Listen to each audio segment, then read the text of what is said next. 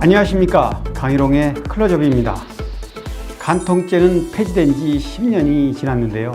아이러니하게도 연예계에서는 상간이라는 단어가 불러오는 파장이 과거 어느 때보다 더 거칠고 더 잔인해졌습니다. 연말 연예계를 다시 흔들고 있는 이름, 바로 트로트 가수 숙행입니다.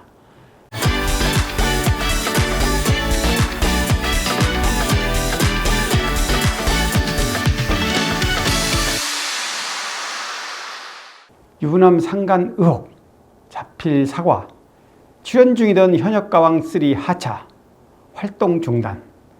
겉으로 보면 익숙한 연예인 스캔들의 전개처럼 보이지만 조금만 들여다보면 이 사건은 단순한 불륜 논란이 아니라 간통죄 폐지 이후 우리 사회가 상간을 어떻게 소비하고 있는지, 그리고 연예인에게만 적용되는 또 하나의 비공식 형벌을 보여주는 사례라고 할 수 있습니다.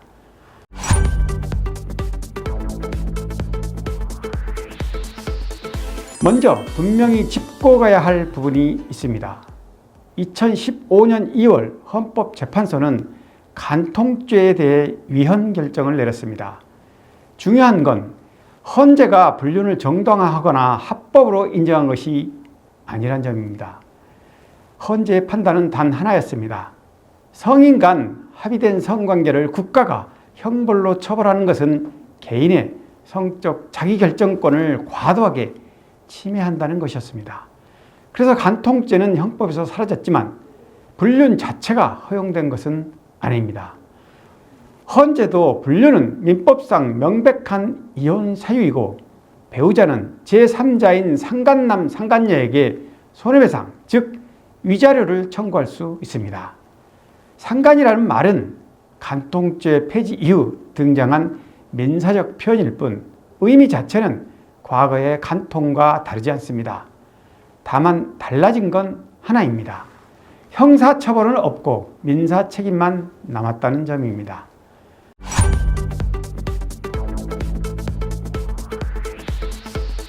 이번 논란은 JTBC 시사 프로그램 사건 반장에서 비롯됐습니다. 유명 트로트 여가수 A씨가 상간 소송에 피소됐다는 제보가 소개됐고, 자료 화면에 사용된 이미지가 숙행과 비슷하다는 이유로 온라인상에서 의혹이 걷잡을 수 없이 확산됐습니다. 그리고 숙행은 추측이 난무하던 그날 직접 자필 편지를 공개하며 입장을 밝혔습니다. 개인적인 일로 심려를 끼쳐드려 죄송하다. 출연 중이던 프로그램에서는 하차하겠다. 숙행은 고개를 숙였습니다. 다만 모든 의혹을 인정하는 방식은 아니었습니다.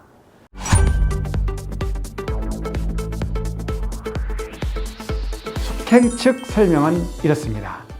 문제의 남성은 이미 아내와 혼인 관계가 파탄 상태라고 말했고 이혼에 합의했으며 재산 분할과 위자료 문제도 모두 정리됐다고 설명했습니다. 법적 절차만 남아있을 뿐 사실상 정리된 관계라는 말이었습니다. 숙행은 그 말을 믿었습니다. 결혼을 전제로 한 진지한 만남이었고 부모님에게도 소개할 만큼 신뢰했던 관계였다고 밝혔습니다. 하지만 이후 남성의 말이 사실과 다르다는 점을 알게 됐고 숙행은 지난 6월부터 관계를 정리했습니다. 아내에게도 직접 연락해 사과의 뜻을 전했다는 설명입니다. 그럼에도 시간이 흐른 뒤 아내 측이 상간 소송을 제기하면서 사건은 뒤늦게 수면 위로 올라왔습니다.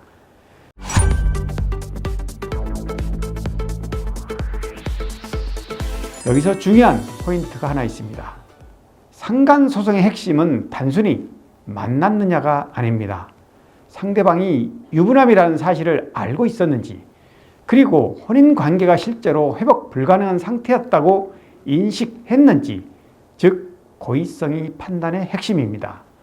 숙행의 경우 상대의 설명을 믿고 관계를 시작했고 사실을 인지한 뒤에는 관계를 중단했다는 점에서 전형적인 고의적 불륜과는 결이 다르다는 시각이 나옵니다. 물론 법원의 판단은 아직 남아 있습니다. 하지만 여론은 이미 숙행을 상간녀로 단정하고 있습니다.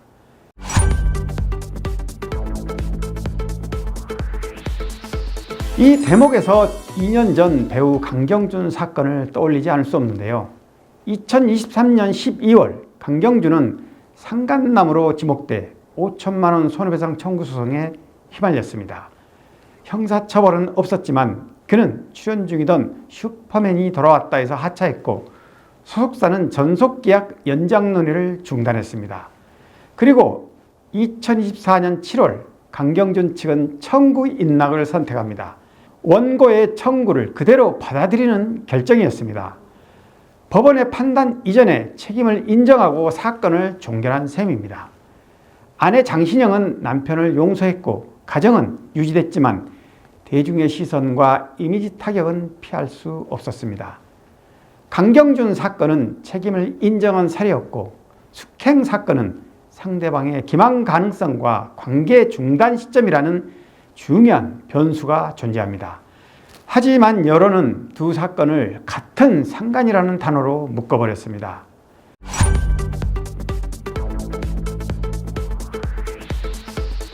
문제는 여기서부터입니다.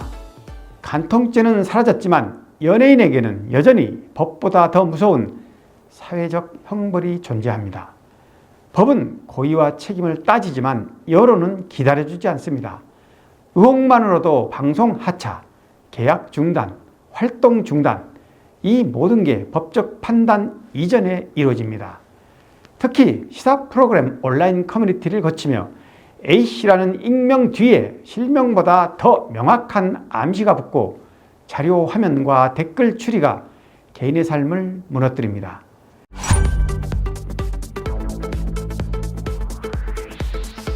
아이러니하게도 숙행은 과거 방송에서 연애와 결혼에 대해 가장 솔직한 고민을 털어놓은 가수였습니다. 결혼하면 가수를 못할 것 같아서 히트곡을 낳겠다고 했다. 40이 넘으니 아이들이 예뻐 보인다. 누군가의 가정을 의도적으로 파기할 인물로 보기엔 상당히 인간적인 고민들이었습니다. 그런데 지금 숙행에게 남은 건 이 모든 맥락이 지워진 상간녀라는 단어 하나입니다.